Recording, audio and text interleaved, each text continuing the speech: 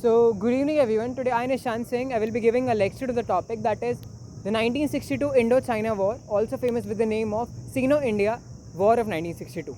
This war, it was started in 1962 and the result was that India lost the war after fighting for 3 months with the Chinese army. There were many reasons that why India lost the war. Also, these reasons were not expected and accepted. Also, there were various reasons why this war was started.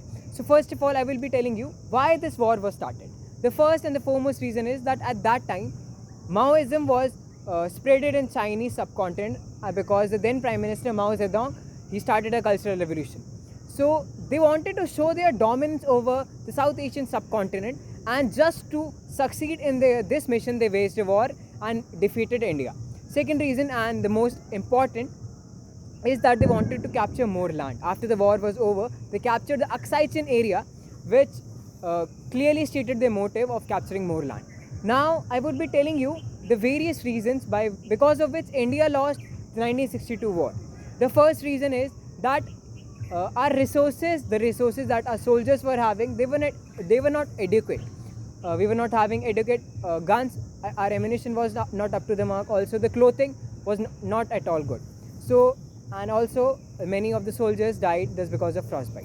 Second reason, it was that all the officers that were present at the hierarchy or the topmost officers, they were not competent.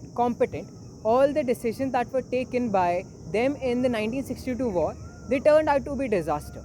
And this is the reason why we lost the war, because our soldiers were for sure brave and they were having the will to fight, but till the time the plan is not good, till the time plan is not well made, then I don't think so that the infantry is going to win. Third and the important reason is that even after we were having quite a lot defenses present in the area, like Tawang was an area which was having heavy mortars, also artillery regiments, but just because of the hasty decisions taken by the officers, all the troops, all the infantry regiments that were present, they retreated from Tawang area, and this led out to be a disaster, and in the end we lost the war. So after the war ended, we learned many lessons from this war. One of them was that the officers or a general, they must not be selected just because they are having some political relations, because Lieutenant General Bidzikol, he was selected just because of this. Also, now the officers were selected on the basis of merit. Second was that more funds were provided to Indian Army so that our army can be modernized. And in the end, the other decision that I consider was really very important and good. A new mountain division 2 was started, and this helped in India in improving its security along the Himalayan border.